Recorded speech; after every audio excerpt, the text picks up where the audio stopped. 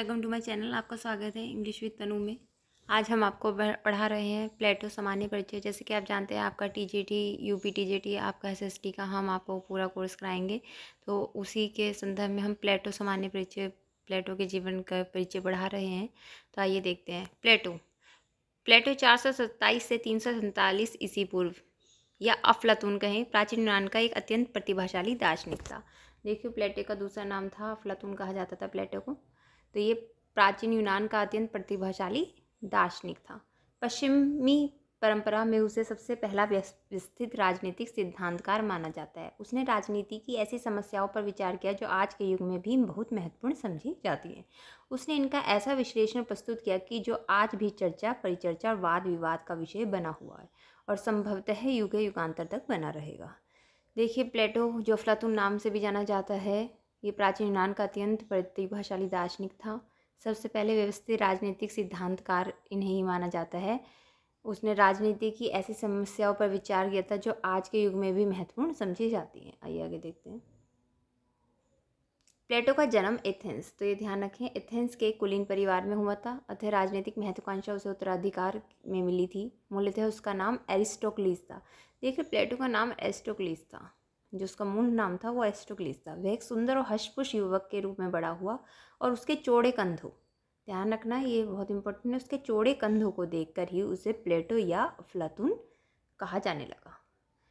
उसने 2 बार खेलों के इनाम जीते और एक वीर सैनिक के रूप में भी ख्याति अर्जित की। इतना सब होते हुए भी सुकरात की अद्भुत तर्क विद्या, ध्यान रखेंगे, सुकरात प्लेटो के गुरु थे। सुकरात की अद्भुत तर्क विद्या ने उसके मन को आकर्षित किया और एक कुशल दार्शनिक बना दिया। 399 ईस्वी पूर्व में जब सुकरात को प्राणदंड दिया गया तब तक वह सुकरात की छत्रछाया में रहा। सुकरात की मृत्यु के बाद उसने कई वर्ष तक यूनान, मिस्र और इटली की यात्रा करी, वहाँ की शासन प्रणालियों का अध्ययन किया। वह फारस भी गया। कुछ विद्वानों के अनुसार यह भी कहा जाता है कि वह भारत भी आया था, जहाँ उसने वेदांत की शिक्षा ली। ये केवल संयोग की बात नहीं हो सकती कि न्याय, जस्टिस के संबंध में, ये आपका इंपॉर्टेंट है, ये केवल संयोग की बात नहीं हो सकती कि न्याय, जस्टिस के संबंध में प्लेटो के विचार धर्म के संबंध में प्राचीन भारतीय चिंतन से बहुत मिलते जुलते हैं। अपनी विदेश यात्रा से लौटकर प्लेटो ने दर्शन शास्त्र के एक विस्तृत अध्ययन और निरूपण के उद्देश्य से अपनी एक प्रसिद्ध अकादमी स्थापित की, जिसने प्राचीन यूनान को अनेक विधिवेत्ता और राजमर्मज्ञ प्रदान किए। प्लेटो का विख्यात शिष्य, देखिए, प्लेटो किसके शिष्य थे? सुकरात के। और प्लेटो का एक विख्यात शिष्य है जिसे हम सभी जानते हैं, अरस्तु। 384 से 322 का टाइम पीरियड रहा है, इसी अकादमी की देन था। प्लेटो ने अपने न्याय के सिद्धांत, तो ये भी ध्यान रखेंगे कि भाई सिद्धांत पूछ लेते हैं, तो प्लेटो ने कौन सा सिद्धांत दिया था? न्याय का सिद्धांत। न्याय के सिद्धांत को साकार रूप देने के लिए आदर्श राज्य की संकल्पना थी। तो आदर्श राज्य की संकल्पना क्वेश्चन पूछ लिया जाएगा किसने थी? तो प्लेटो ने। इसका विवरण उसके प्रसिद्ध ग्रंथ रिपब्लिक, इनके एक ग्रंथ का नाम आया है रिपब्लिक, जिसमें राज्य व्यवस्था का जिक्र है, के अंतर्गत दिया गया है। इसमें उसने ये विश्वास व्यक्त किया कि समाज का उद्धार तभी हो सकता है जब शासन की भागदौड़ दार्शनिक के हाथों में दे दी जाए, या फिर शासक स्वयं दार्शन शास्त्र की शिक्षा प्राप्त करके दार्शनिक बन जाए। 387 ईस्वी पूर्व में प्लेटो को सिसिली की राजधानी, ध्यान रखेंगे, सिसिली की राजधानी सिराक्यूज के शासक डायनोसियस का यह निमंत्रण मिला कि वह उसके राज्य को अपनी कल्पना के अनुरूप आदर्श राज्य में परिणत कर दे। प्लेटो ने यह निमंत्रण स्वीकार कर लिया, परंतु उसका प्रयोग सफल नहीं हुआ। जब डायनोसियस जैसे क्रूर शासक को यह पता चला कि उसे दार्शनिक बनने के लिए अत्यंत कठोर अनुशासन का पालन करना पड़ेगा या फिर उसे राजगद्दी छोड़ देनी पड़ेगी, तब वह बहुत क्रुद्ध हुआ। इस पर दोनों के कटु संघर्ष हुए। ऐसा कहा जाता है कि डायनोसियस ने प्लेटो को गुलाम बनाकर बेच दिया, जहाँ से उसके एक मित्र ने उसे खरीद कर आज़ाद कर दिया। इन्हीं अनुभव के आधार पर उसने अपनी परवर्ती कृति स्टेट्समैन, देखिए पहले नाम आया था उसकी रचना का रिपब्लिक, अब ये 2 नाम आए हैं, स्टेट्समैन और लॉज, विधि व्यवस्था, प्रस्तुत की, जिनमें आदर्श को यथार्थ के साथ जोड़ने का प्रयत्न किया गया।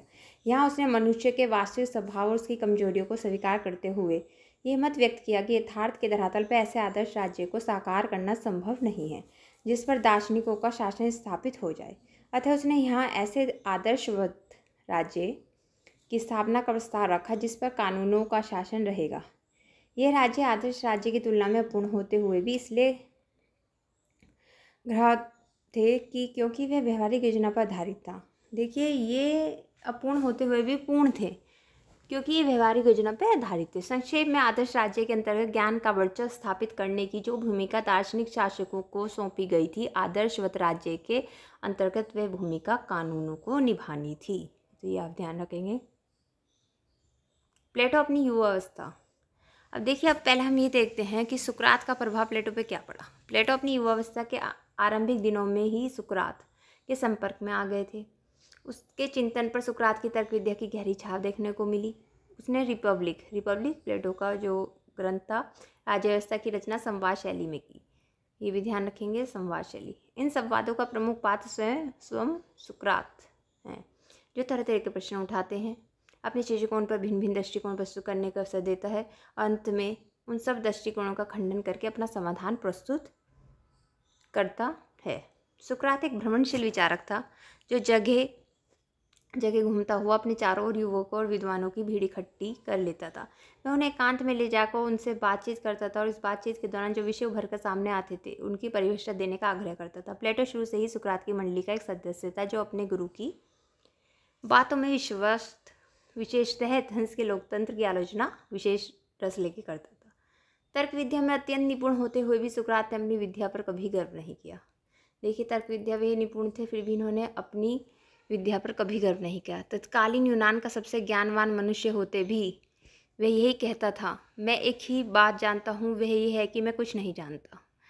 जहाँ सुकरात के पूर्ववर्ती दार्शनिकों ने बाहरी जगत अर्थात भौतिक तत्वों का अन्वेषण किया, तो ये ध्यान रखेंगे, सुकरात के पूर्ववर्ती दार्शनिकों ने जहाँ बाहरी जगत का भौतिक तत्वों का अन्वेषण की परंपरा डाली, सुकरात ने आंतरिक जगत अर्थात मनुष्य के अंतकरण और अंतरात्मा के बारे में ज्ञान प्राप्त करने की प्रेरणा दी। उसका कहना था, आत्मज्ञान प्राप्त करो। सुकरात की तर्क विद्या का यही आधार था। अपने इर्द गिर्द इकट्ठा होने वाले जिज्ञासुओं से बातचीत करते समय वह हर बात पर प्रश्न चिन्ह लगा देता था। तरह तरह के प्रश्नों की बौछार करके वह सभी वस्तुओं और विचारों के आंतरिक सबलों का पता लगाने की कोशिश करता था।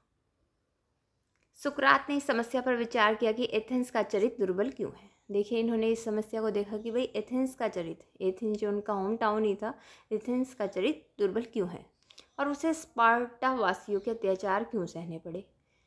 वह इस निष्कर्ष पर पहुंचा कि इसका कारण एथेंस में लोकतंत्र का चलन था, जिसमें मुख्यतः मनोवेगों से काम लिया जाता था और तर्क बुद्धि से नहीं, और चरित्रहीन लोग चुनाव जीतकर ऊंचे ऊंचे पद प्राप्त कर लेते थे। एथेंस को एक नई नैतिकता अर्थात प्राकृतिक नैतिकता की जरूरत थी।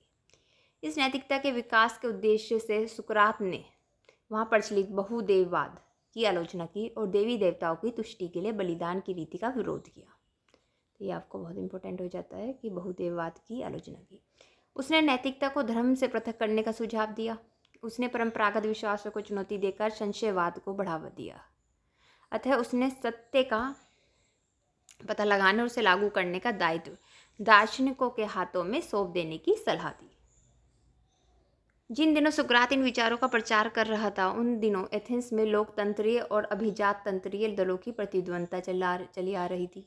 इस प्रतिद्वंद्विता में लोकतंत्रीय दल की विजय हुई और उसने सुकरात को क्रांतिकारी अभिजात तंत्रीय दल का बौद्धिक नेता मानते हुए प्राण देने का निर्णय किया। सुकरात के कई मित्रों ने उसे कारावास से भाग जाने की सलाह दी। इसमें उसकी सहायता भी करनी चाहिए। उसने भागने से इनकार कर दिया। अपने सिद्धांतों के लिए मर मिटने के उत्साह के साथ उसने मृत्यु का वरण कर लिया। जब सुकरात को विष का प्याला दिया गया तो इस घटना ने युवा प्लेटो के मन पर बहुत गहरा प्रभाव डाला। ये घटना उसके जीवन का एक निर्णायक मोड़ सिद्ध हुई। प्लेटो ने अपने गुरु के प्रति श्रद्धांजलि इन शब्दों में व्यक्त की है, मैं ईश्वर के प्रति कृतज्ञ हूँ कि मैं यूनानी के रूप में पैदा हुआ और बर्बर के रूप में नहीं, मैं स्वतंत्र जन के रूप में पैदा हुआ, दास के रूप में नहीं, मैं पुरुष के रूप में पैदा हुआ, स्त्री के रूप में नहीं, और सबसे बड़ी बात यह है कि मैं सुकरात के युग में पैदा हुआ। देखिए, उनका सम्मान ही था अपने गुरु के प्रति। प्लेटो ने अपनी चिंता और अन्वेषण पद्धति के लिए सुकरात से प्रेरणा अवश्य प्राप्त की, परंतु अपनी कुशाग्र बुद्धि के बल पर उसने अपने गुरु की देन को बहुत पुष्ट कर दिया। उसने सुकरात के इस विचार को विशेष रूप से विकसित किया कि ज्ञान और राय में अंतर होता है। राय अस्थायी होती है, अस्थायी वस्तु है जो देश काल के साथ बदल जाती है, परंतु ज्ञान स्थायी और निर्विकार होता है। इसी तरह सद्गुण के भी दो रूप हैं। राय पर आधारित सद्गुण परंपरागत नैतिकता के रूप में व्यक्त होता है जो देश काल के साथ बदल जाती है, परंतु ज्ञान पर आधारित सद्गुण शाश्वत और चिरंतन है। सुकरात की चिंतन शैली के अनुरूप प्लेटो ने यह स्वीकार किया कि सद्गुण ज्ञान की सीढ़ी है। संरक्षक वर्ग के लिए शिक्षा पद्धति का निरूपण करते हुए प्लेटो ने यह दर्शाया कि वे अपने चरित्र में सद्गुण या सदाचार विकसित करने के ही ज्ञान के लक्ष्य तक पहुंच पाएंगे। आइए आगे देखते हैं। सुकरात ने स्वयं कोई ग्रंथ नहीं लिखा। देखिए, इनके द्वारा कोई भी ग्रंथ नहीं लिखा गया। उसने अपने मौखिक विवेचन के माध्यम से जिस द्वंद्वात्मक पद्धति को विकसित किया, प्लेटो ने अपने लेखन में उसका विस्तृत प्रयोग किया। प्लेटो की अधिकांश कृतियां संवादात्मक शैली से प्रस्तुत की गई हैं, जिनमें सुकरात को प्रमुख वक्ता की भूमिका सौंपी गई है। इन संवादों में भाग लेने वाले अन्य पात्र उसके समकालीन या पूर्ववर्ती विचारक हैं। इनके माध्यम से प्लेटो ने उन सभी दार्शनिक विचारों और सिद्धांतों का निरूपण किया जिनका वह परीक्षण करना चाहता था।